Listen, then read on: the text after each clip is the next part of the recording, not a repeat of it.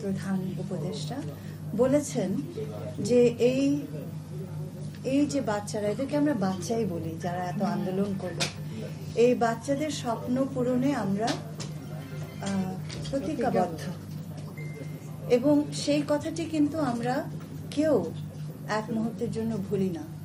এবং আপনারা লক্ষ্য করে থাকবেন যে স্নিগ্ধ যখন এখানে ঢুকলো, আমাদের মুগ্ধর যমজ ভাই, আমি তো পারিনি, আমি জানি অনেকেই হয়তো পারেননি।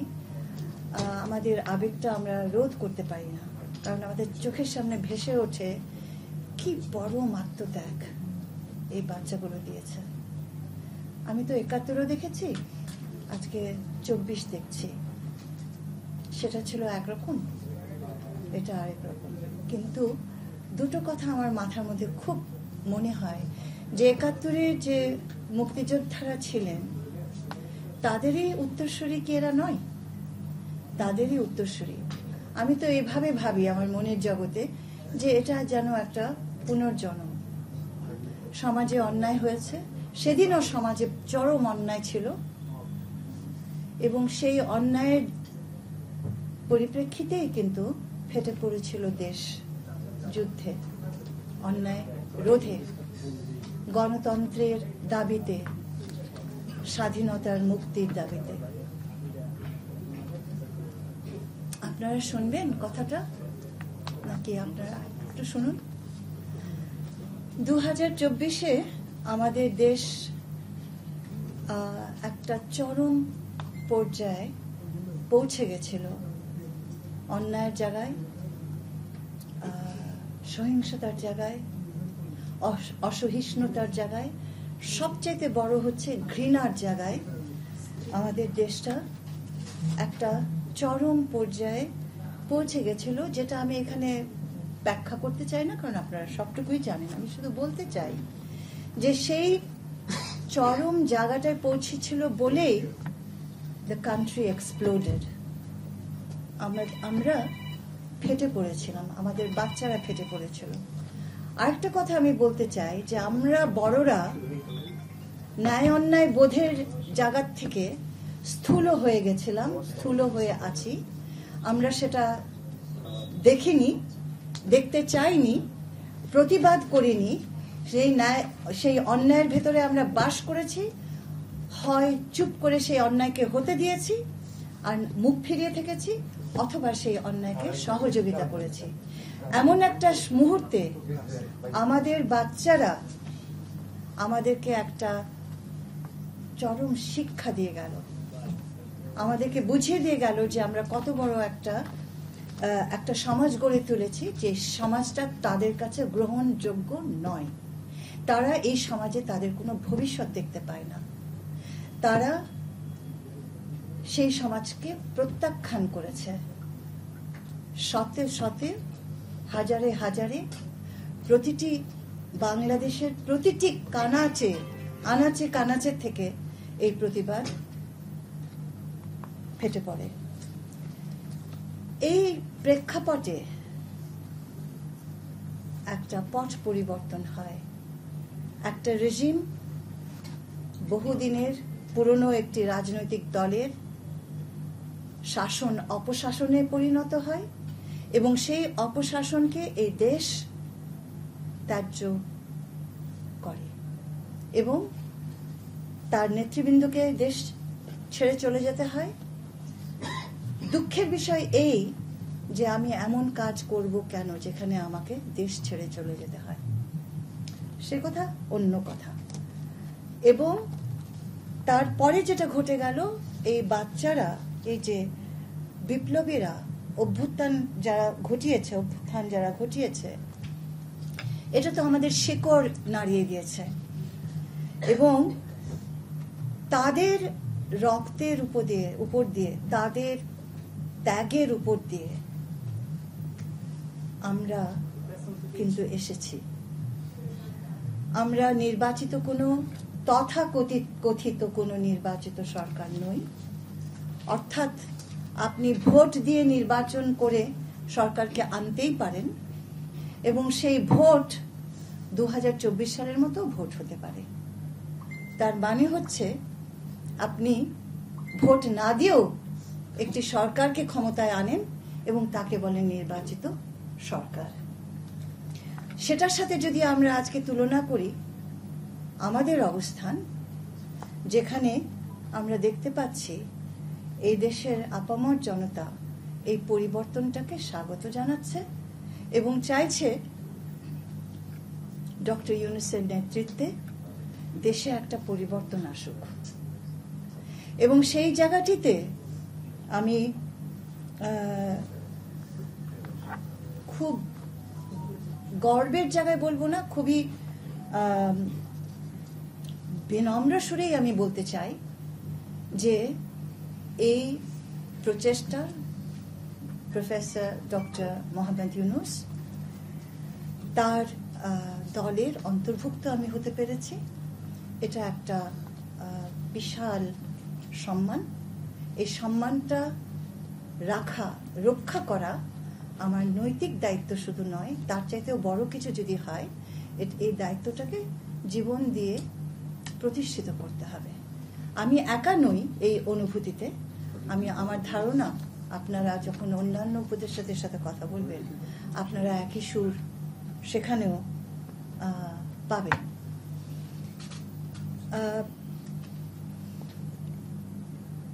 অর্থাৎ আমাদের পক্ষে এক মুহূর্তের জন্য ভোলা সম্ভব নয় কোন জোয়ারের মধ্য দিয়ে আমরা এখানে এসেছি, কোন আত্মত্যাগের, কোন ত্যাগের মধ্য দিয়ে আমরা এখানে এসেছি।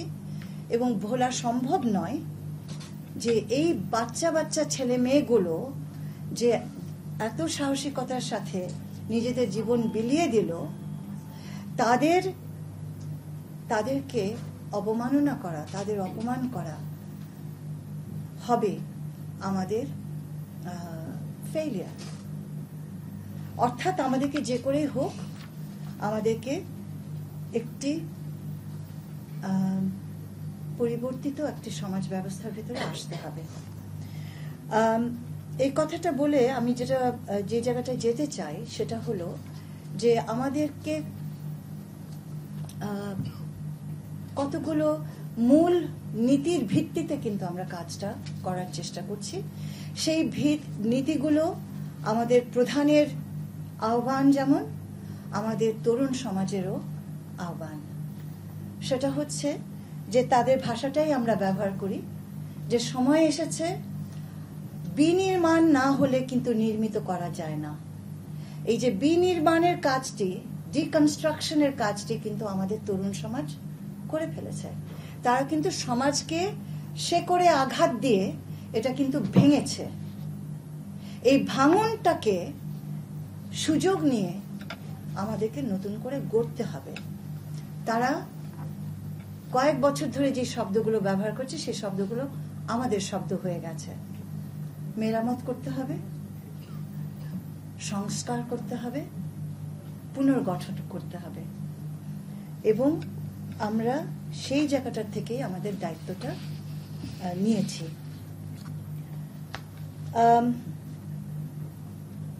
আমাদের সমাজ কল্যাণ মন্ত্রণালয়,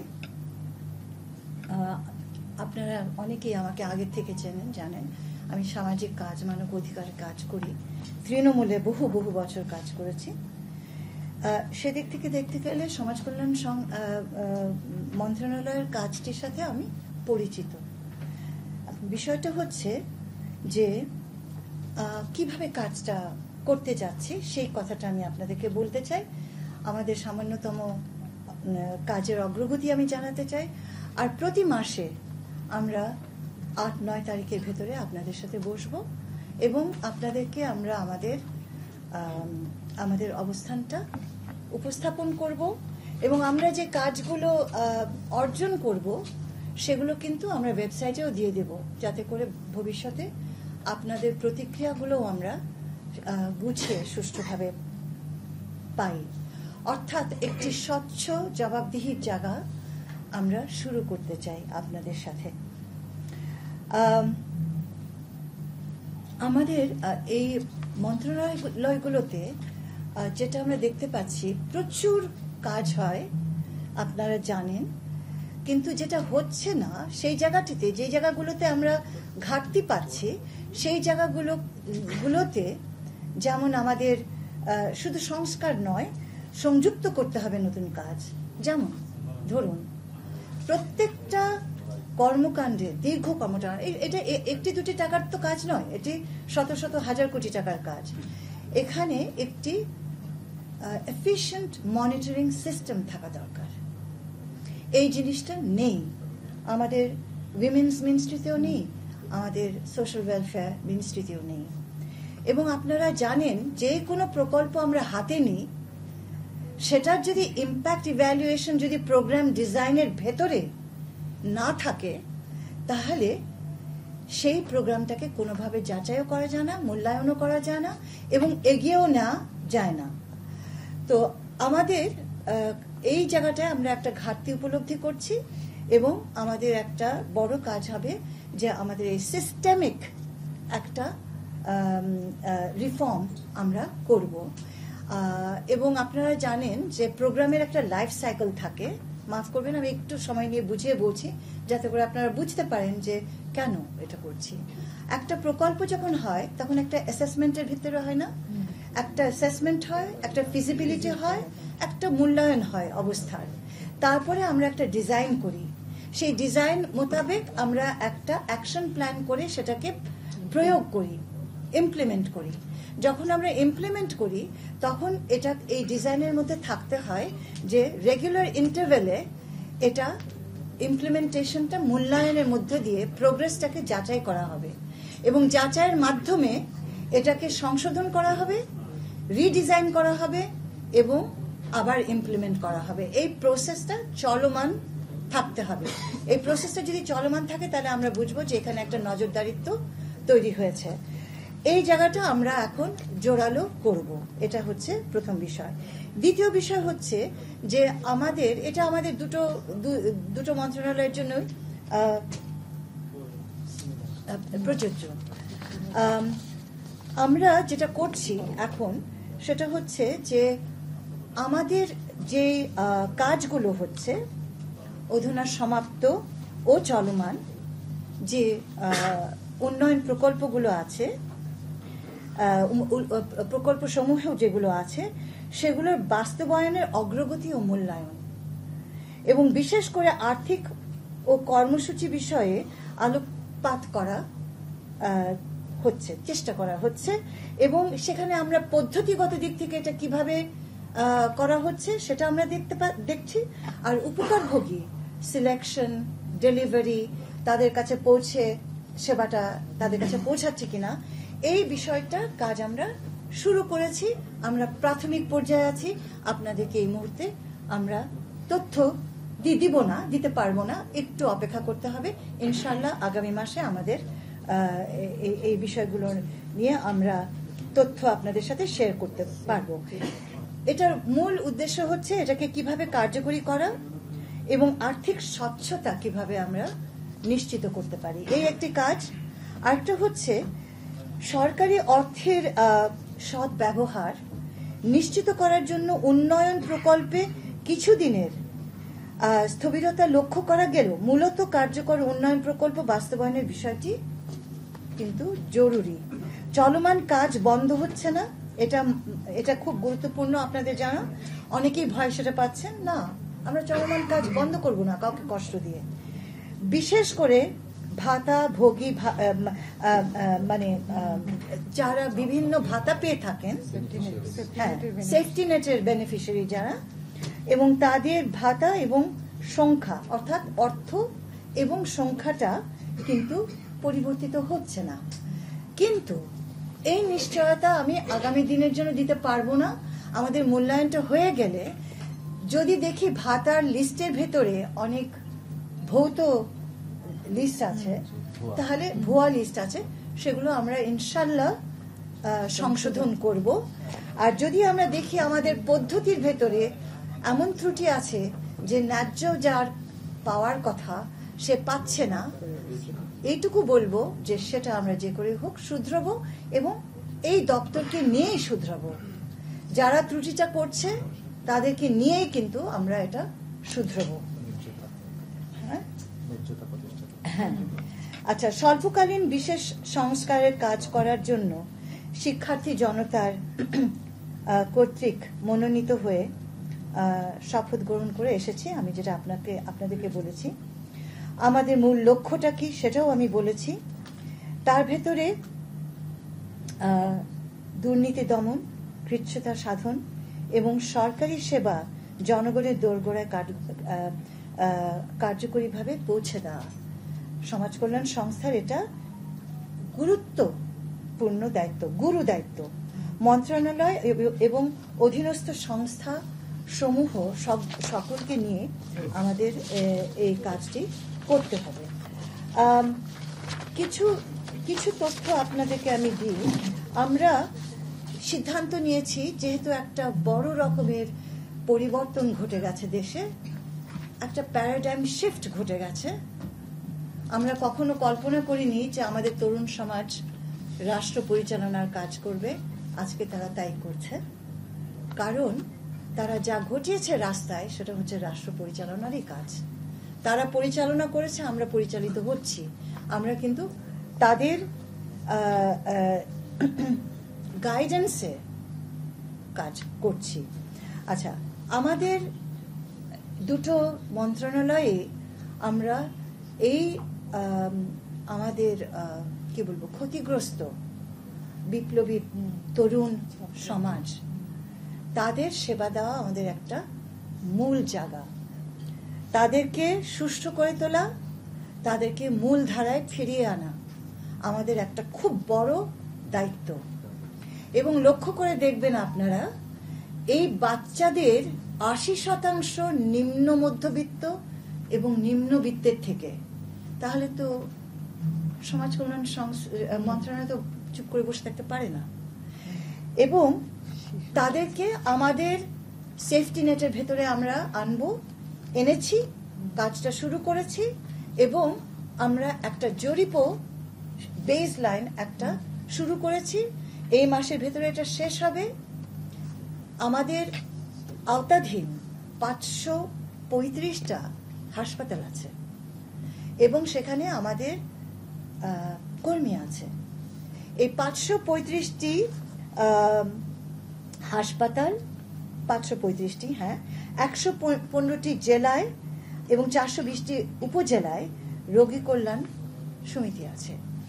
এই পুরোটার থেকে আমরা তথ্য সংগ্রহ করলে এবং করা শুরু করেছি, যেহেতু আমরা একটা সার্বিক চিত্র পাবো দেশে কি পরিমাণ আমাদের তরুণ সমাজ এবং অন্যান্যরা যারা আছে, অভিভাবকরা আছেন, রাস্তায় যারা ছিলেন তারা আছেন, রিক্সাওয়ালা আছেন, কি বলে বিক্রেতারা আছেন, কি পরিমাণ, কি সংখ্যায় মারা গেছে এবং কি সংখ্যায় তারা আহত এবং ক্ষতিগ্রস্ত এবং তাদের পরিবার কি হালে আছে, সেই চিত্রটি ইনশাল্লাহ আমরা আগামী মাস আপনাদেরকে পূর্ণভাবে দেব। ইতিমধ্যে আমরা যে কাজটা করেছি, আমাদের কাছে আমরা হাসপাতালগুলোতে গিয়ে যাদেরকে খুব মুমূর্ষু অবস্থায় দেখেছি, যাদের আপনারা এটা জানেন, তবু আমার বলতে হচ্ছে আমার নিজের ব্যাখ্যার জায়গা থেকে, যেই ছেলে মেয়েরা ছিল একমাত্র পরিবারের উপার্জনকারী, সেই ছেলেটি যখন হাসপাতালে কাতরাচ্ছে, তার মা পাশে, মায়ের কিন্তু সেদিন কি খাবে জানে না। এটা কিন্তু আমি নিজের চোখে দেখে এসেছি। আমাদের সিদ্ধান্ত হয়েছে অত্যন্ত স্বল্প পরিসরে, এটা বড় করে আমি বলতে চাইছি না, কিন্তু শুধু বলতে চাইছি আমাদের চেষ্টাটা শুরু হয়েছে। আমরা তাদেরকে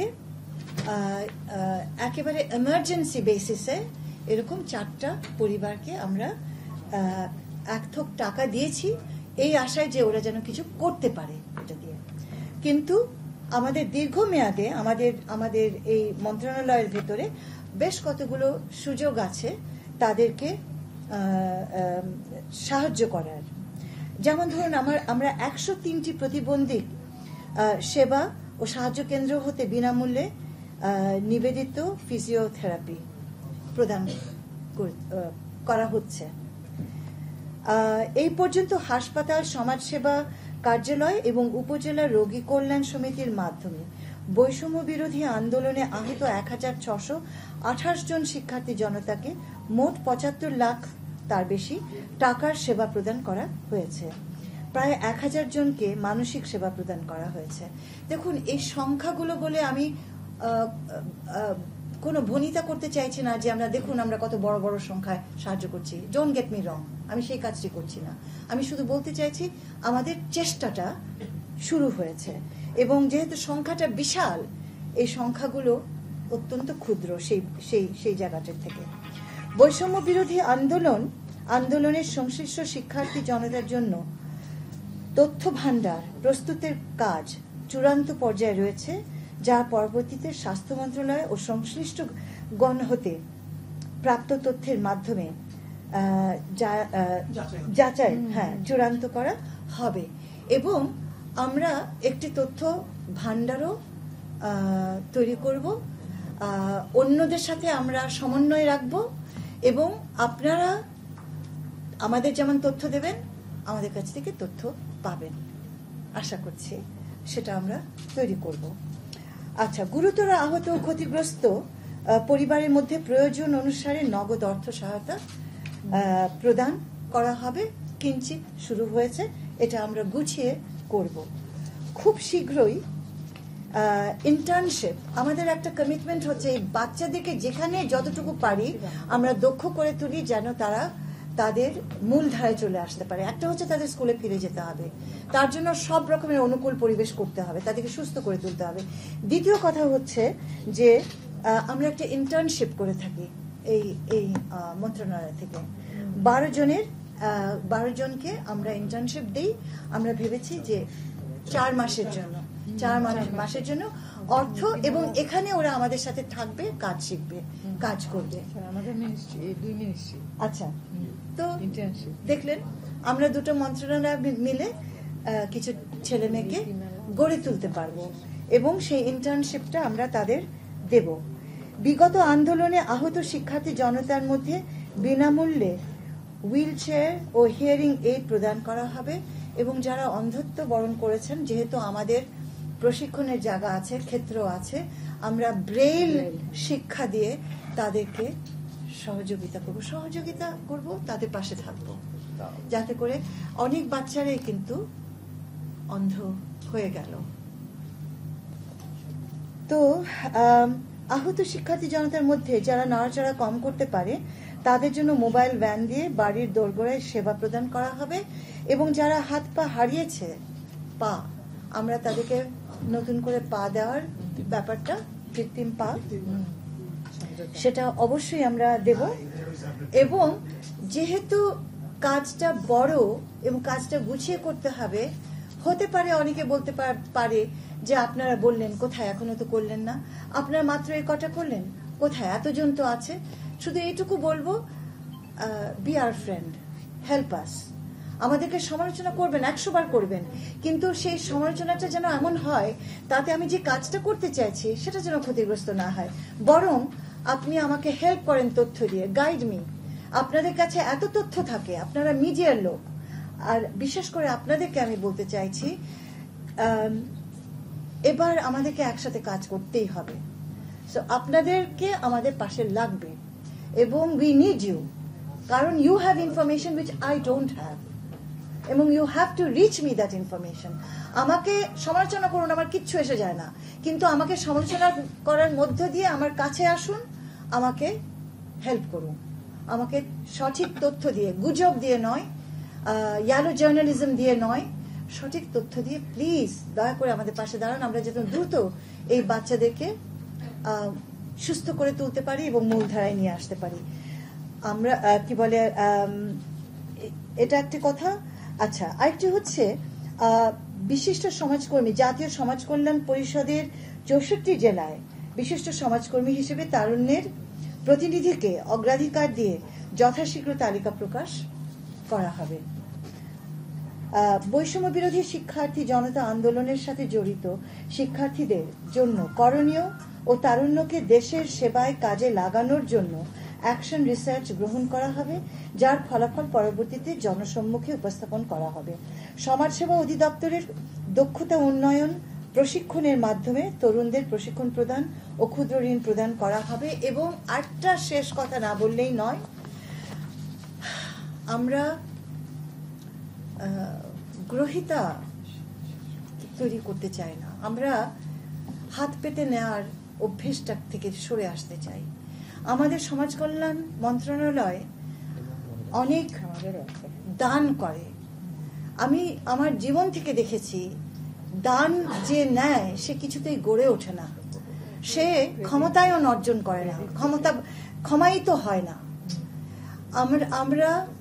আমরা অত্যন্ত অনুপ্রাণিত আমাদের ডক্টর ইউনূসের মতাদর্শে। এবং আমি আপনাদেরকে বলতে চাই, যেহেতু আমি গিয়েছি, আমি দেখেছি যে কেমন করে বিভিন্ন দেশের, ভিয়েতনামের মতো একটা দেশে, ভারতে major financial institutions, huge major financial institutions এই মানুষটার হাত ধরে জন্ম নেয় এবং প্রসার লাভ করে। আমি দেখেছি আমেরিকার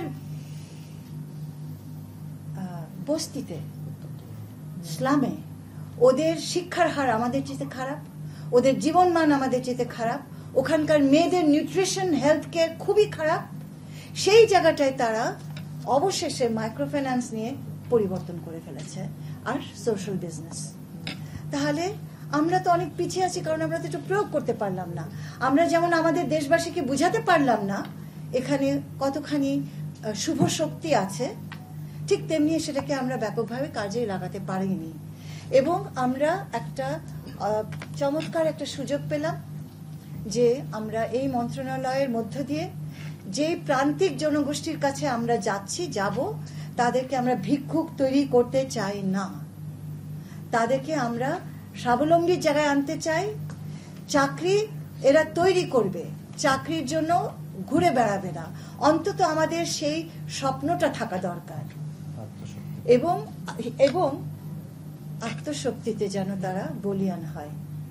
আমার কথা মোটামুটি আমি সবটুকু বলে ফেলেছি, এবং সেই জায়গাটিতে শুধু বলতে চাই যে আমাদের, তার মানেটা কি? তার মানেটা আমাদের কিছু পলিসি পরিবর্তন আসবে। আমরা কাজগুলো কিভাবে করছি সেই কর্মপদ্ধতি পাল্টাবে। আমরা হ্যাঁ, শিশুদের জন্য, হ্যাঁ তা তো বটেই, কারণ শিশুরা আমাদের, আপনারা আমাদের প্রোগ্রামটা জানেন। হ্যাঁ, আমরা কাউকে বাদ দিচ্ছি না। শিশুরা যারা মারা গেছে বা যারা এই মুহূর্তে আহত হয়েছে, একই যুক্তিতে তারাও আমাদের কাঠামোর ভেতরে আসবে। তো এই যে বুঝালাম নয়, আমরা কি সোশ্যাল বিজনেসে সোশ্যাল ওয়েলফেয়ার মিনিস্ট্রিকে রান করি? তা তো নয়, কিন্তু আমরা এখানে কতগুলো ক্ষেত্র বিশেষ আছে, সময় হবে আমরা একটা একটা করে আপনাদের সামনে আনবো, যেগুলোকে আমরা সামাজিক ব্যবসার ভিতরে আনবো। দুটো উপকার হবে। এটা উগ্র সুদের উপরে নির্ভর কখনোই করবে না, এটা অত্যন্ত সংবেদনশীল ব্যবসা, এবং এটা ইনস্টিটিউশন বিল্ডিং এ সাহায্য করবে এবং প্রকল্পটাকে নিজের পায়ে দাঁড় করাতে সাহায্য করবে। এবং আমার মনে হয় যে প্রকল্পগুলো আমাদের মহিলা মন্ত্রণালয় এবং মহিলা ও শিশু মন্ত্রণালয় এবং আমাদের এখানে আছে, সমাজ কল্যাণে আছে, এই দুটো জায়গায় এমন কতগুলো ক্ষেত্র আমি পেয়েছি যেগুলো চমৎকারভাবে সোশ্যাল বিজনেসের আওতায় আনা যাবে। সেক্ষেত্রে এগুলো কিন্তু ভবিষ্যতে টিকে থাকবে। তো সেই প্রয়াস থেকে, সেই ইচ্ছা থেকে, সেই আকাঙ্ক্ষা থেকে আমরা এই পলিসি পরিবর্তনগুলো করব। তার মানে আমাদের যাচাই বাছাই, আমাদের রিভিউ, ফিজিবিলিটি এবং আমাদের রিফর্ম আমরা করব। আমার বক্তব্য কিন্তু শেষ। হ্যাঁ,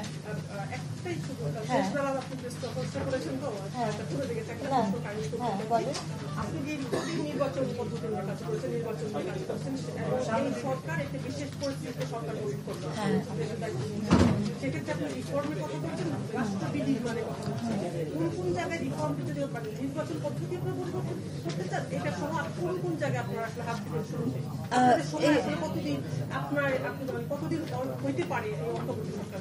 দেখুন, এটার জবাব কি চমৎকার ভাবে ডক্টর ইউনূস দিয়েছেন।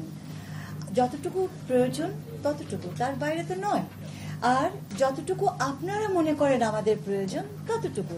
এখন আপনারা যদি মনে করেন, আমাদের তরুণ সমাজ যদি মনে করে প্রয়োজন নেই, তাহলে আমরা চলে যাব। কিন্তু মাথায় রাখতে হবে যে আমাদের একটা পরিবেশে পৌঁছাতে হবে, যে পরিবেশের ভেতর দিয়ে আমাদের তো একটা অঙ্গীকার আছে, একটি নির্ভুল একটি নির্বাচন উপহার দেয়া। এই কাজটিও তো আমাদের করে যেতে হবে। তার জন্য সংস্কার অবশ্যই দরকার, কারণ আমাদের বিগত নির্বাচনগুলো এত খারাপ হয়েছে। আমাদের নির্বাচনের যে কোড অফ কন্ডাক্ট আছে, আপনারা এগুলো জানেন, আমি আর আপনাদেরকে বোর করতে চাই না এগুলো বলে। এগুলোকে সবটুকু রিভিজিট করতে হবে। আমার ভোটার রোল রিভিজিট করতে হবে। ভোটার রোলের অবস্থা খুবই খারাপ হয়ে গেছে। আমার কোড অফ কন্ডাক্ট খুবই খারাপ হয়ে গেছে, এবং এই জায়গাগুলো শুধরতে হবে। এবং আরেকটা জিনিস, আমাদের রাজনৈতিক দলগুলোকে শুধরতে হবে। তাদেরকে গণতন্ত্র প্রতিষ্ঠিত করতে হবে তাদের নিজেদের কাঠামোর ভেতরে। এখন শুধু যদি অর্থের শক্তি আর পেশি শক্তি দিয়ে নির্বাচন হতে হয়, তাহলে তো আমরা চলে গেলাম, ফিরে গেলাম তো সেই আগের জায়গায়। তো সেটার জন্য আমাদের অনেকগুলো সংস্কার হতে হবে। ইনস্টিটিউশন, সেটা আমি বলতে পারবো না, সেটা আমি বলতে পারবো না। কি বলবো বলুন, কি বলবো?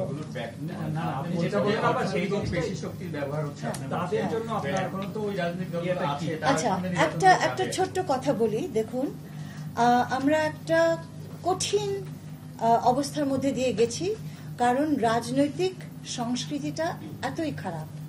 আমরা নির্বাচন জিতে আমরা সবটুকু নিয়ে নিই, উইন টেক্স অল, হ্যাঁ, এবং আর কাউকে সহ্য করি না, আর সকলকে আমরা দমন করি, নিজেরা একা ক্ষমতায় থাকি।